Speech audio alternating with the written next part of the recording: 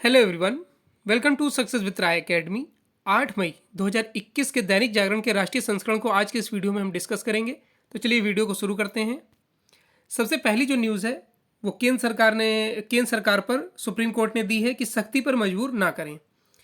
Supreme court ने आदेश के मुताबिक दिल्ली में ऑक्सीजन आपूर्ति न होने की शिकायत पर शुक्रवार को सख्त लहजा अपनाते हुए केंद्र सरकार को चेतावनी दी। कोर्ट ने केंद्र सरकार से कहा कि दिल्ली को रोजाना 700 मीट्रिक टन ऑक्सीजन की आपूर्ति होनी चाहिए। जो कहा गया है वह होना चाहिए। उन्हें कड़े कदम उठाने पर मजबूर न किया जाए। इसके अलावा एक अन्य मामले में सुप्रीम कोर्ट ने कर्नाटक को 1200 मीट्रिक टन ऑक्सीजन देने के राज्य हाई कोर्ट के आदेश में दखल देने से इनकार कर दिया। हाईकोर्ट के आदेश के खिलाफ दाखिल केंद्र की याचिका ठुकराते हुए शीर्ष अदालत ने कहा कि वह कर्नाटक के लोगों को अधर में नहीं छोड़ सकते। हाई कोर्ट का आदेश अंतरिम है।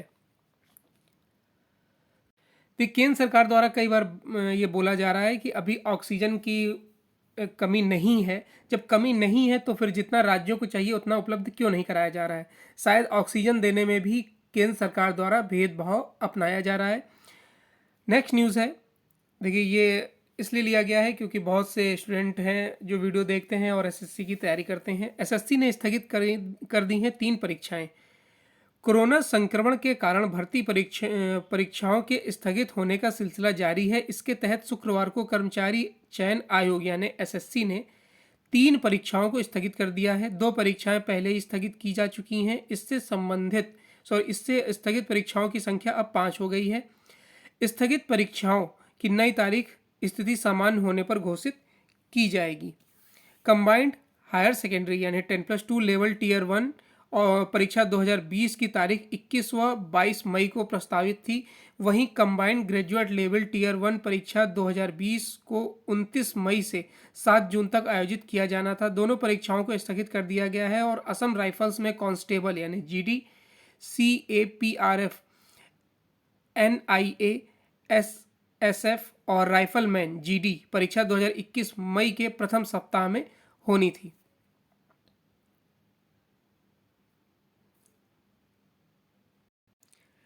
नेक्स्ट न्यूज़ है, गोवा में संक्रमण दर सबसे ज़्यादा 48.5%। देश में कोरोना महामारी की दूसरी लहर का कहर जारी है। 24 राज्यों और केंद्र शासित प्रदेशों में संक्रमण की दर 15% से अधिक है।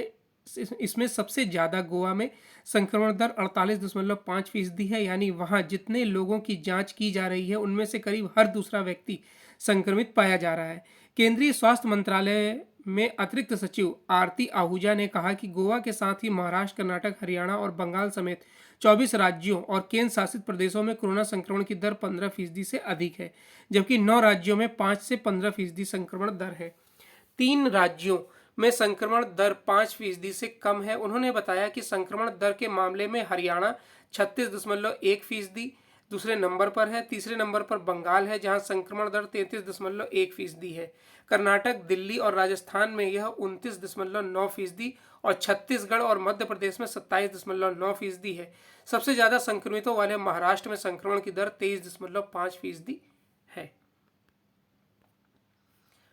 नेक्स्ट न्यूज़ है कि अमेरिकी समर्थन के बाद दूसरे देशों को साधने की कोशिश।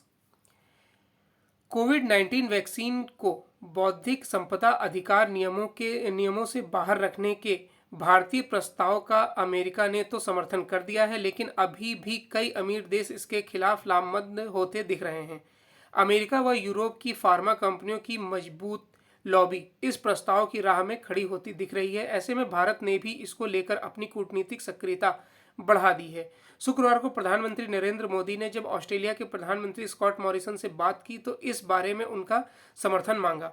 उधर विदेश मंत्री एस जयशंकर ने गुरुवार को जापान और ब्रिटेन में के विदेश मंत्रियों के साथ अपनी वार्ता में भी इस मुद्दे को उठाया है। जानकारों का कहना है कि शनिवार को प्रधानमंत्री नरेंद्र मोदी की यूरोपीय संघ के सभी देशों के प्रमुखों के साथ होने वाली शिखर बैठक में भी यह मुद्दा उठेगा।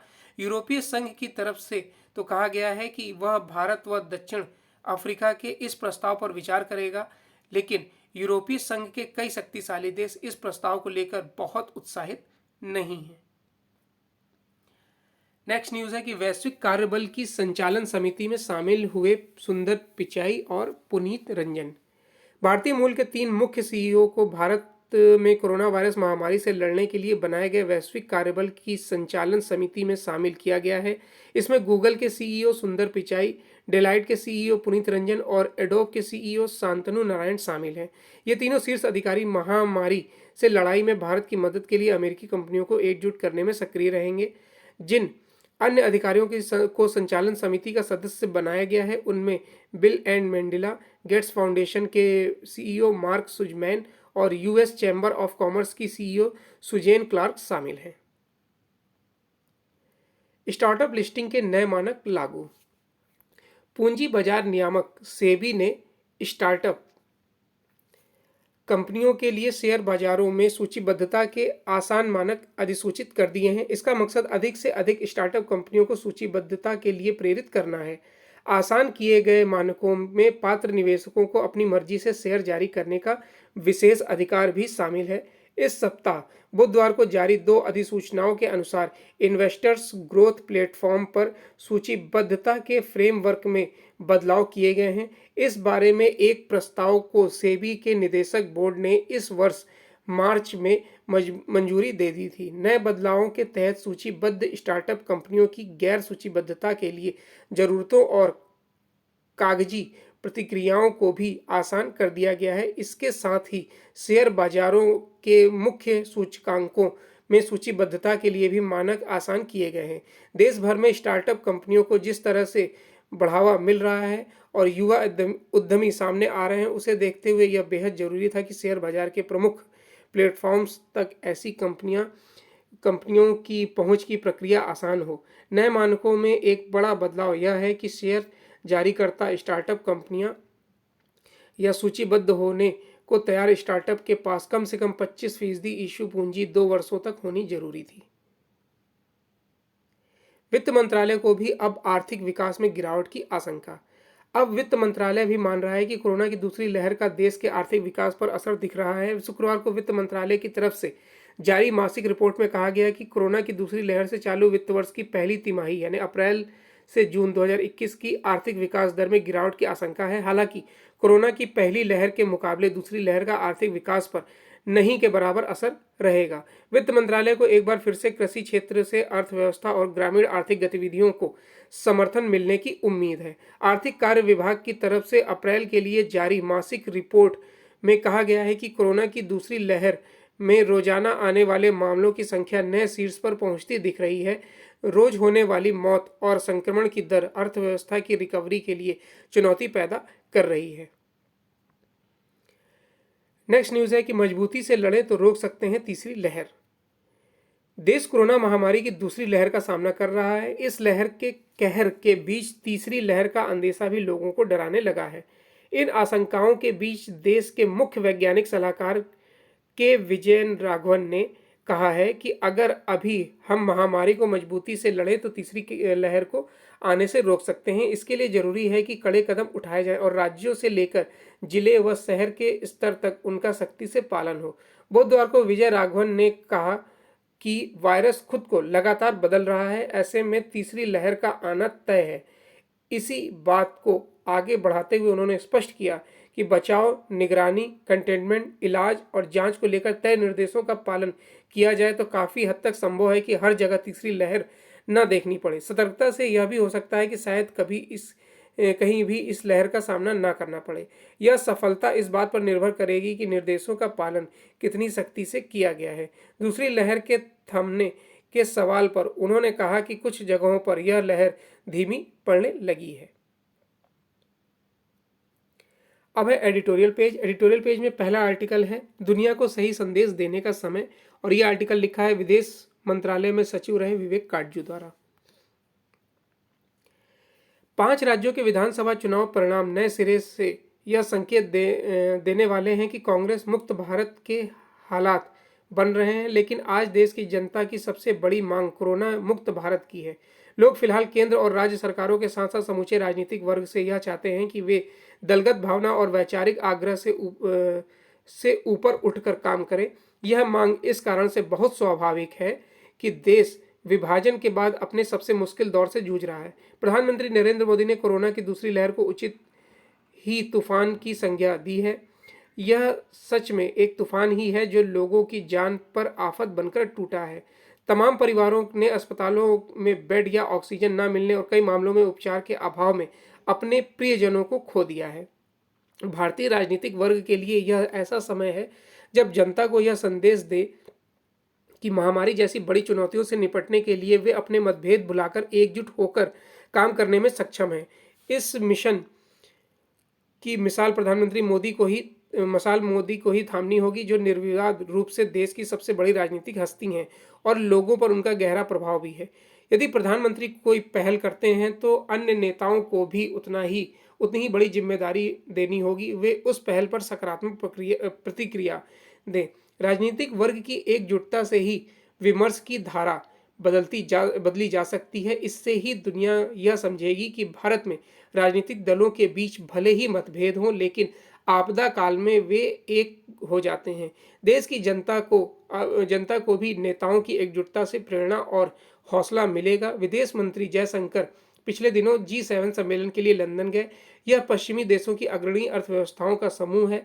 ऐसे मंचों पर भारत की शिरकत उसके कद को बढ़ाती है, लेकिन यह ध्यान रखा जाए कि जब दुनिया भारत की ओर देख रही है तब संकल्प दिखाने वाले अवसर को गंवाना नहीं चाहिए। नेक्स्ट आर्टिकल है समवर्ती सूची का विषय बने जन स्वास्थ्य, और यह आर्टिकल लिखा है IMA के national vice chairman doctor Suryakant द्वारा। कोविड-19 महामारी ने उन कमियों को उजागर किया जो भारत में सार्वजनिक स्वास्थ्य प्रणाली में व्याप्त है। कई मामलों पर केंद्र और राज्यों के बीच असहमति पैदा की जा रही है। महामारी को रोकने के लिए केंद्र और राज्यों के बीच सहयोग एक गंभीर आवश्यकता है और भारत में इसकी अनुपस्थिति एक बड़ी चुनौती है। कोरोना महामारी के चलते सार्वजनिक स्वास्थ्य पूर्णतः केंद्र का विषय हो या राज्य का, देश में इस पर बहस शुरू हो गई है। संविधान की 7वीं अनुसूची की दूसरी सूची के अनुसार जन स्वास्थ्य और सफाई, अस्पताल एवं औषधालय राज्यों के अधिकार में आते हैं। इस कारण महामारी के समय लोगों के स्वास्थ्य की रक्षा करना और उन्हें महामारी से बचाने की जिम्मेदारी राज्यों की अधिक हो जाती है। हालांकि चिकित्सा एवं स्वास्थ्य संबंधी कुछ कार्यक्रम जैसे चिकित्सा शिक्षा, परिवार नियोजन तथा जनसंख्या नियंत्रण केंद्र सरकार के अधिकार क्षेत्र में आते हैं। समग्र रूप से देखें तो देश में जन स्वास्थ्य कुछ मायनों में केंद्र की जिम्मेदारी है और ज्यादातर मामलों में राज्यों की। इन्हीं जिम्मेदारियों में केंद्र और राज्यों के बीच तालमेल न होने के कारण टकराव होता है और जिनका नुकसान जनता को उठाना पड़ता है। 2014 में भारतीय सुरक्षा संघ बनाया गया था। भारत संघ के मामले में सर्वोच्च न्यायालय ने कहा था कि संवैधानिक सिद्धांतों को राष्ट्रीय एकजुटता की आवश्यकता के साथ क्षेत्रीय विविधता के हिसाब से बनाया जाना चाहिए। सहकारी संघवाद विधायी विषयों, विशेष रूप से जन कल्याणकारी विषयों के अनुरूप शासन ढांचे को सक्षम करने की आवश्यकता है। कोरोना ने हमें दिखाया कि वर्तमान संवैधानिक ढांचा सार्वजनिक स्वास्थ्य के विषय पर सहकारी संघवाद को कैसे बाधित करता है।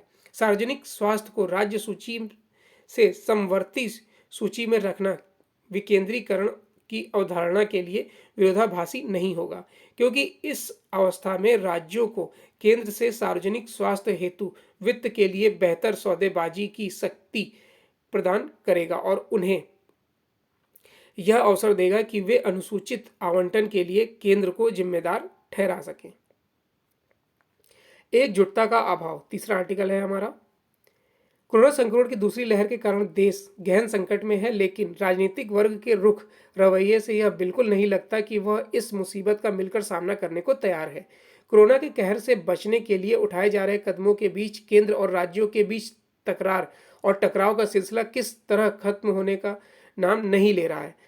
इसका नया उदाहरण है झारखंड के मुख्यमंत्री हेमंत सोरेन का नया ट्वीट कि प्रधानमंत्री से फोन पर बात की तो उन्होंने काम की बात करने या सुनने के बजाय केवल अपने मन की बात की। पता नहीं उन्होंने ऐसा क्यों कहा। कारण जो भी हो, ऐसे कथन की आवश्यकता नहीं थी, क्योंकि यह वक्त कोरोना संक्रमण से उपजी महामारी से लड़ने का है, न कि प्रधानमंत्री से। शायद यही कारण है कि भाजपा नेताओं के साथ साथ दूसरे दलों के नेताओं ने भी उन्हें नसीहत दी। दुर्भाग्य से संकट की गंभीरता की अनदेखी करने का यह इकलौता प्रसंग नहीं है। क्या इसकी अनदेखी की जा सकती है कि इन दिनों राहुल गांधी केवल यह बताने में लगे हैं कि प्रधानमंत्री निष्क्रिय और नाकाम है। शायद ही कोई दिन ऐसा हो जाता हो जब वह केंद्र सरकार की निंदा न करते हों। जब वह ऐसा नहीं कर रहे होते तो प्रधानमंत्री का पर कटाक्ष कर रहे होते हैं। मोदी सरकार को कटघरे में खड़ा करने की ललक से वह यह भी भूल जाते हैं कि उन्होंने 4 दिन पहले क्या कहा था। तो ये आज का यानी 8 मई 2021 का दैनिक जागरण का राष्ट्रीय संस्करण था। आई होप आपको वीडियो अच्छा लगा होगा। अगर आपको वीडियो अच्छा लगा तो लाइक और शेयर कर दीजिएगा। वीडियो देखने के लिए धन्यवाद।